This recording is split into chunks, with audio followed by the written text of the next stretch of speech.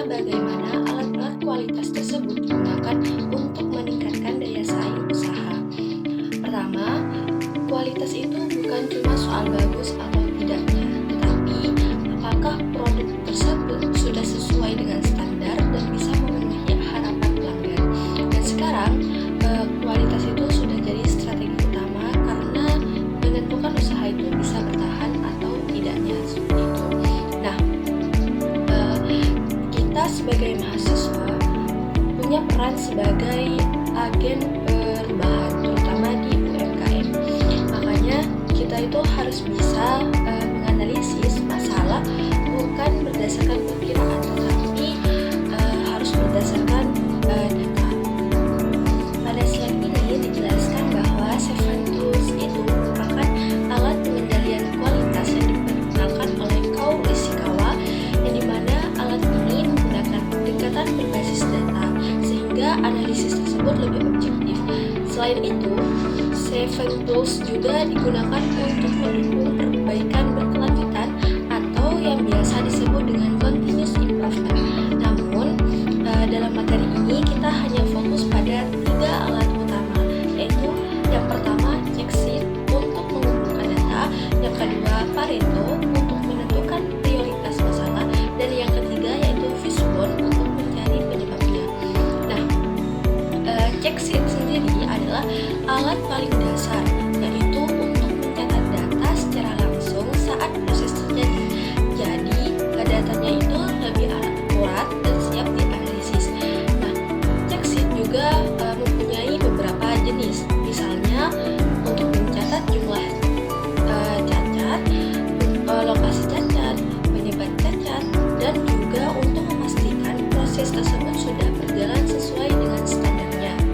Selanjutnya yaitu Pareto. Pareto digunakan untuk menentukan prioritas masalah. Prinsipnya 80/20. Artinya, sebagian besar masalah biasanya disebabkan oleh sedikit faktor utama.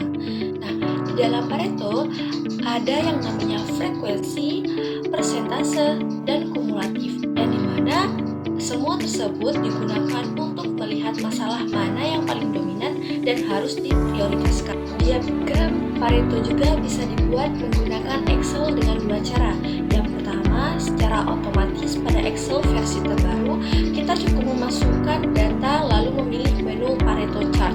Sedangkan secara manual, kita harus mengurutkan data dari yang terbesar, menghitung total, kemudian mencari persentase dan kumulatifnya. Setelah itu, baru bisa dibuat grafik kombinasi antara batang dan juga garis. Nah, penggunaan Excel ini sangat membantu karena membuat analisis data menjadi lebih cepat dan juga lebih akurat.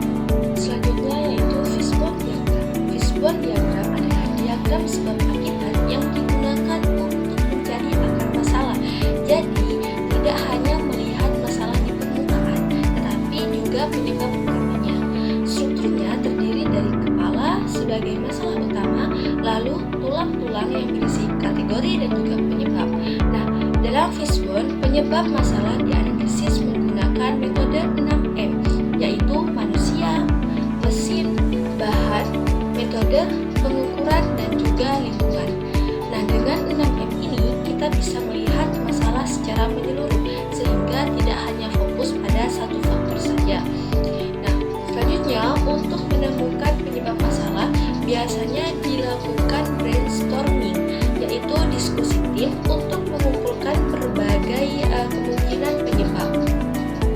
Setelah itu, digunakanlah teknik yang namanya yaitu 5W, yaitu dengan bertanya kenapa secara berulang sampai ditemukan akar masalah yang paling dasar. Adapun contoh studi kasus UMKM yang ditemukan beberapa masalah kualitas.